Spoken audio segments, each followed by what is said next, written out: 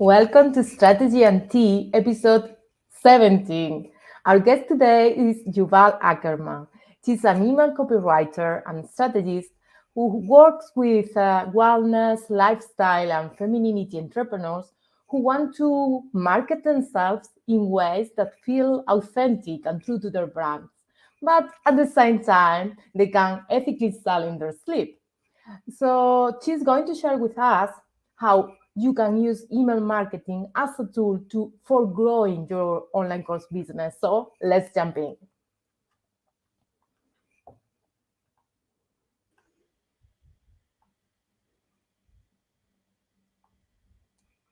Welcome, Yuval. Thank you for Hi, accepting my man. invitation. Of course, it's my absolute pleasure being here. I am delighted to having you here. So let's start. Please tell us about your story and how you got into email marketing. Sure. So, my name is Yuval Ackerman from Yuval Ackerman Copywriting that you see right below here.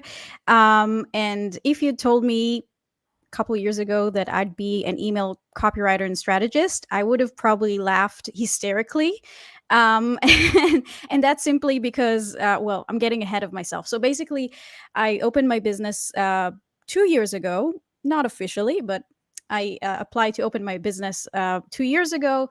Back then, I was working in several hospitality and gastronomy jobs, and I was quite successful. I mean, everywhere I went, I did a good job. But the thing was, I was overworked and underpaid quite Mm. drastically, and the burnout was real. And I wanted to go back writing and being my own boss for once. And I've always been writing. I did everything and anything that required me to do writing. I was a journalist in the radio for 3 years. I was writing songs, I was writing sketches, I was writing blogs, and I really wanted to actually make a living out of that. And so, before even the pandemic was a thing in Europe, I'm based in Berlin. I decided that I had enough and I wanted to open my own business and to do writing for myself and for others, and to actually bring value to the world. And when the pandemic hit, just a couple of weeks later, and the restaurant that I was working with was basically shut down, everyone was at home and everyone was like, oh my gosh, what do we do now, and what do we do with our time? And I was like, yay, I can work on my business. And so, yeah, I started basically from content writing, even though from day one my business was called Yuval Ackerman Copywriting. Mhm. And I started writing blogs for all kinds of companies and entrepreneurs, and it went really well. And at some point, all of those businesses started saying to me, we also need like other kinds of things, like um, scripts for our videos, for our upcoming videos, or ads for Facebook and Google. And we also need email sequences. And so, around about that time, which was maybe a year ago, a little bit more than that, perhaps, I started also following a lot of other copywriters, and I started realizing that what I'm doing is not really content writing; it's actually copywriting. And so, Mhm. I wanted to learn more about this type of craft, and I started following all kinds of copywriters, and for some obscure reason, I started following a lot of email copywriters. And, well, I was writing email sequences for those companies, and for the first time ever, I realized that storytelling, the actual storytelling that I wanted to do all this time, is email is the perfect way to do that. And it reminded me a little bit like, when you were a kid and you were reading that amazing book, like a chapter a night, and you couldn't wait but get to the next chapter the next night before you go to sleep. So email marketing to me was that. And all of a sudden I realized that you can really tell an effective story through email. Mhm. And that's when I realized that all the email marketing that I was exposed to up until then, I mean, no wonder that if someone would have told me that I would be an email copywriter and strategist, I would have laughed, because up until a few years ago, email marketing to me was very pushy. It was Mhm. very kind of unethical and kind of I don't know, it didn't feel right. Mm-hmm. And when I realized that you can actually create a bond with your audience, that you can tell a story, and that yeah, you can also earn a buck from that, then everything kind of clicked. And so a few months back, I basically refurbished my entire business, and now I'm only doing email marketing. Yeah. Lovely story. It's funny that you bring the when you were a kid, how you have this feeling of, because for me also email marketing remind me to the pen letters where you get like this intimate conversation with someone, but by reading their thoughts, and it feels so, yeah, kind of bonding the relationship because of that, because it's like has power to create that intimate and strong connection. So really love your approach of how you can, yeah, use email for that. Doesn't need to be salesy, doesn't need to be aggressive marketing, could be just a conversation with two people. And that's what it needs to be. I mean, email marketing, in the end of the day, it's basically an electronic mail. And I'm the kind of person who still goes to her post box every day or every other day. And I'm excited to open the post box and get my letters out, regardless of the fact that only like the things that I'm getting are only bills, just to see my name on a letter. I don't know. I feel excited by that. And so that's what I'm trying to do with email marketing with the entrepreneurs that I'm working with. Cool. So in your opinion, how email marketing can help, specifically help online course creators? So I think that with courses, you have a very unique opportunity to develop this conversation and also kind of track the experience of your user or your client, or your viewer watching your course. We all know that the online course Rome is booming, and it's going to reach a whole different level in the next couple of years. And we also know that there's a huge problem with the user experience. So a lot of people don't really finish the courses that they start, which is a shame. And so I think email is a wonderful way to um, track your users' kind of progress and to give them a bit of a sneak peek to what they're about to learn in the next chapter or the next video. And it's also a very good way to track your success as a course creator and see how your course is doing and see the kind of engagement that your user is having. Yeah, I love that you bring that. I think that keep your students account. Email marketing could be a great tool for keep your students accountable. And as you mentioned, like going through your framework or the steps that you are proposing and during your course. So yeah, absolutely. Okay. Could you share the most common myth in your industry? Sure. A lot of people think that bigger is better. Mm. And I want to say a bigger email list is nice, but it's not going to worth much if it's not a healthy kind of list. So I would rather you having a smaller list, a healthier list, a more engaged list than, like, I don't know, tens of thousands of subscribers who never open your emails, who never click on links, who never buy from you. So don't really look at the size, because the size doesn't really matter. What matters is the bond and the connection that you make with your audience. Yeah, absolutely, 100%. Because sometimes we get into these ego numbers that is just for feeling good, like, hey, this is a big number of followers. But if you don't get interaction, the same with the email list or social media followers, in any kind of these metrics that could be good, but for visibility, but if you have the proper quality there, because otherwise you don't want a lot of people but no one comments or no one get back to your, if you are asked something in their emails, or let's say you are asking them to do something, what is your call to action, and they don't do anything about that. So it's like, yeah, having a healthy list is more important than this bigger. Absolutely.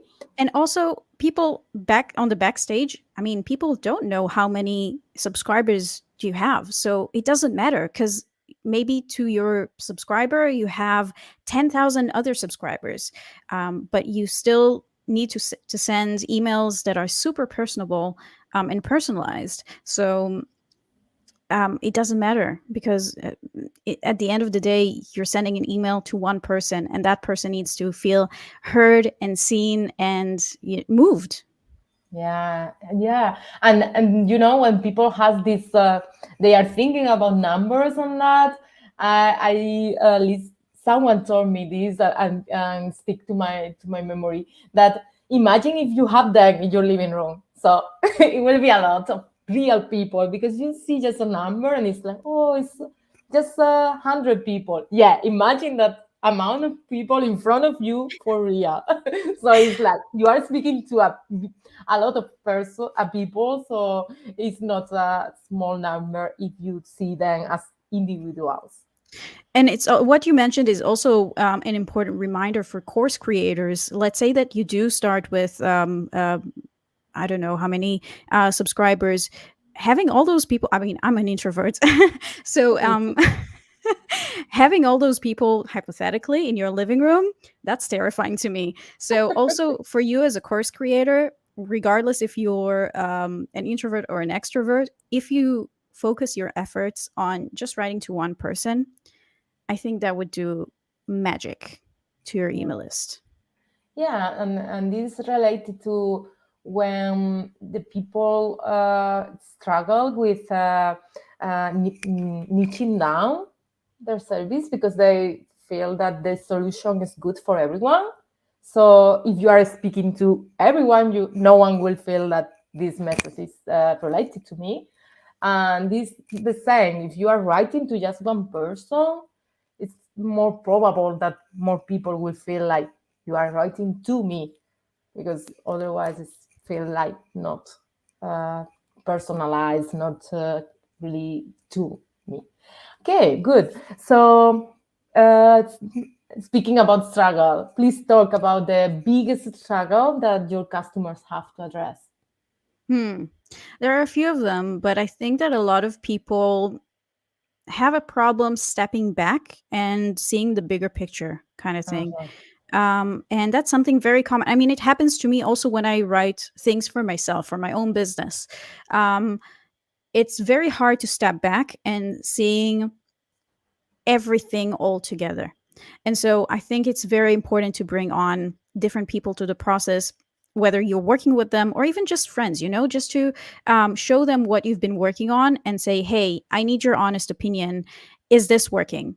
And a lot of times, what I've seen that my clients were struggling with the kind of overall strategy of how to kind of speak about themselves first, and second of all, how to structure the journey, the experience that we're talking Mhm. about. As a course creator, you want to create some kind of a unique experience. So basically, taking your customer or your client through this process, through this journey, in a way that feels organic, and in a way that makes sense to whoever is going to read your email, but also in a way that makes sense to you as a brand owner.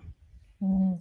Yeah, and this in general, when you, let's say, you have heard from everywhere that, yeah, the list is so important. You need to have your email list. You need to send them emails, but you don't really know why. You don't really define what is the goal of that. So you don't have a proper strategy in place. And this one problem that I have seen also is like you feel that you should do this as a business owner, but you are not certain about what is the reason why, and what is the goal, and what do you want to get from doing that. Could be having a stronger connection with your audience, could be selling something, could be anything. Doesn't need to be sell, or doesn't need to be just sending them content, or just generating authority, but you need to be sure about what is the goal behind that. For that, I agree that having the someone else perspective could help. Even if, I just mentioned, even if you go to some peer or some friend to tell them, hey, because I don't know in your experience, but for me, I found out that for a lot of people, just by explaining that, they gain clarity because they have to organize their thoughts. Oh, absolutely. Yeah. Absolutely. So, Just speaking yeah. about it out loud makes a lot of sense. Yes. And I loved that you mentioned that success looks different to different people. Obviously, I'm biased. I'm an email copywriter and strategist, and email is one of the most profitable ways and channels to market yourself. But um, if your target or your goal or your definition of success is different, still, email can be a wonderful way to achieve that. But yeah, speaking about it out loud and having someone else's perspective is invaluable. Yeah. And at the end of the day, I feel that what is important is the strategy that you have, and then you choose one of the tools. And of course, as you mentioned, email marketing is a great tool because has a lot of possibilities, and you can connect like really deeply with your the person that you are talking to. But yeah, what's more important to me is like having in place a plan. What is this for? Otherwise, it's just investing time, money, and effort, and you don't know why. So you don't know if it's successful or not, because if you don't plan any goal or any strategy for this, it's like how I know it's working or not, because it's just I know that I do, but I don't know for what. Yeah. And a plan is a very good way to also execute your wishes. I mean, having a plan is one thing, but also executing it is another thing. And yeah, it's important to have both sides. And as a course creator, you might be focused on very specific things, and yeah, but having a plan for all of your marketing efforts, I think, yeah, it's a good idea either way. But with your email marketing, for sure. But again, I'm biased. Yeah. Okay. So for let's say for someone new to email marketing, where should they start? Start having conversations with the people around you. Start experimenting and testing what it's like to start an email list. Um, what does it feel like to you to to commit to sending an email once a week, once every other week, once a month? But I would say that the thing that I would definitely recommend is keeping some kind of a consistency. And I always compare it to a neighbor in your building or in your neighborhood that you never see. And all of a sudden they knock on your door and ask for an egg or for a cup of sugar for their cake or whatever. And what are the odds that you actually even open the door if you don't know this neighbor? If you do keep this kind of consistency and you do nurture this connection, this bond, and this relationship with the people on your email list, and you ask them to respond, and you answer them back, then whenever you will ask for an egg or for a cup of sugar, they will be happy to give it to you. Mm. So start nurturing the conversation, start nurture your email list, start small. The size doesn't matter. Start small, keep your consistency, and have fun with it. Yeah, sometimes we forget about that one, and it is an important one. Yeah, and I love that you bring the experimenting because that allows us to let's say fail, in the sense of we can try things, and if it doesn't work, we are experimenting, so everything is allowed. So we give us ourselves permission to just try and experiment and see what feels right and what doesn't, and that. So yeah, lovely. And I love your example about the neighborhood. uh, because it's so visual. I you can understand the feeling. So yeah, it's a in some podcasts I listen something similar, like what about if you go by the street and you just total stranger, you hit them with buy this, I have this for you. So it's like they are humans. It's a different Yeah, environment, but this human connection. That's it. exactly. I mean, no one wants to be attacked by, oh my God, buy this, and you have only this and that time to spend your money on something that you never even wanted. So, no one wants that. Yeah, yeah, absolutely. Okay, so when working with your clients, what is the number one strategy that you recommend? Ooh, that's a tricky question because every business, as we said, every business has different metrics and different different definition of Mm-hmm. success. And so, if your business definition of success is to have more engagement, Mm-hmm. then we maybe need some kind of a different strategy for you. If you launch a course and you want to experiment and test engagement and open rate and click through rates, which is how many people who opened your emails actually clicked on the link inside your email. That's another thing. And so every business and needs different strategy because Mm-hmm. every business has a different definition of success. Mm-hmm. Um, in general, what would you say is the the problem that people has more? Could be this, that okay, people open their emails but they don't click on their emails, or they just don't open them. Usually, what is the situation that is more common in your opinion? Wow, that really depends on the list. Okay.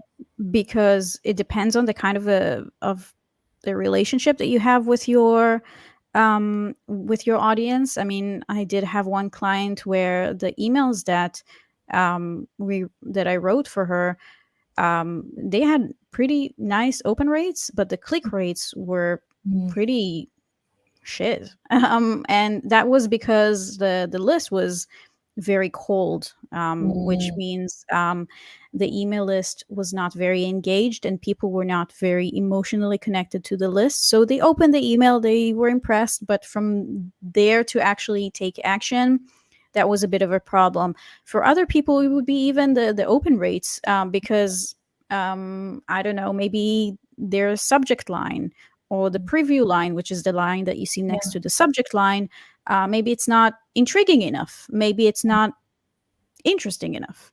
Um, so it really Okay. depends. It really Mm-hmm. depends. Mm-hmm. Okay, good. If of course it depends of the business and that, but let's say for someone that has their list, they are sending a weekly newsletter, let's say, and then they want to start introducing the topic of their courses for selling that courses in the next future. Do you have a specific tip for someone in that situation? Prepare your list. Let Mm-hmm. them know. Um, and do it in a way that is somewhere between, I would say, best practices, which is there are a lot of different ways to pre-launch or introduce your course to your list. But then again, it has to feel right for you. So there's no like magic formula in terms of how many emails you need to send your list before actually launching your course. And for some people, it would be 10 emails. Great. For some people, it would be 5 emails. Fantastic. It needs to be a good middle ground between best practices and what your brand stands for and what your values are. Definitely introduce the idea to your list and to your audience, because you can never promote yourself enough, and that's something that I don't do even myself. You can never push things enough, and you're never really nudging people. It's email, and it's true. Like most people in certain ages, I would say, do open their emails and check their emails a couple times a day. True, but it's just an email. And so Yeah. you're not bugging them and you're not nudging them too much and you're not sending them too many emails. And if you are sending too many emails to them, they would tell you. I mean, from my experience in, in gastronomy and hospitality, they say the customer is always right. But in email marketing, I can tell you that the customer is not necessarily always right, but the customer always knows and Yeah. feels. And so if your customer, which is your subscriber, feels that something is too much or wants to tell you something, they would tell you. They would Mm, tell you by either not opening your email or unsubscribing or replying to you and saying, "Hey, this is way too much," or "I didn't feel that XYZ." mm, And all of those responses, I think, are marvelous, because then you can tweak your strategy again, and the next time that you're doing something, it would be even better. yeah. And this connected also because some people have the fear that if I do this, the people will unsubscribe. And then it's like, okay, perfect, because you don't want people that is not your people or the audience that you want to attract. So let's say they are not interested in my topics. It's like, okay, so perfect, because you are going to filter the people. The people doesn't want to spend time, and all of us, our time is so limited. So that's the main thing that we can uh, give as a gift to someone. And then it's like you want to have in your list people that is aligned with your values, with your why, and with your message. So it's absolutely fantastic that someone that is not aligned with that unsubscribe your list. So Yeah, don't be afraid of that. Absolutely, the opposite, in my opinion, the opposite. Just embrace that because for sure. Some of my colleagues even send occasionally an email to their lists, which I'm in, and that's how I can see that. If you don't see the value in my emails, please unsubscribe. Like yeah, intentional emails of please unsubscribe because you're not getting value from my emails, and you're ruining my stats. I mean, not in that specific yeah, phrasing, but hey, it's a win-win situation yeah. either way. So that's also something that I always tell my clients: don't be afraid of people unsubscribing, because either way, it's a good sign. Yeah, it's telling you information, as you mentioned before, in case you are not, you are still trying to figure it out some of the things that your way of communicating or how you should approach the content of your emails and that, but also as a way to have a cleaner, healthier list is also a good way. So, absolutely. Do you want to add any tips or something else that you feel is important that our audience don't forget? Um, Testing is incredibly important, and even when, even the biggest strategists and marketers may think that doing one thing is a good thing, and then there's nothing wrong with figuring out that some things are not working exactly as you hoped. I mean, obviously, always base everything that you're doing on market research, and prepare things and prepare a strategy in advance, as we talked. But there's nothing wrong about testing things out and failing and tweaking. That's, I think, the number one thing that email marketing is all about. So having fun with it, testing, and every once in a while trying to get out of your own comfort zone. I think that's a good thing to do either way, not only in email marketing, but Yeah. generally in life. So push the envelope a little further each and every time. Maybe people will appreciate that. Maybe you'll see success with that. So give Yeah, it a try. nice.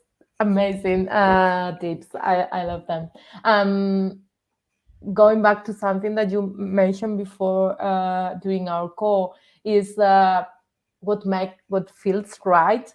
So give yourself permission also to think not just what the trends are telling you, not just what every guru are telling, but also what feels right. And if you are honest to yourself, you know when it's excuse because you don't want to go out of your comfort space, or if it's really something that doesn't feel good.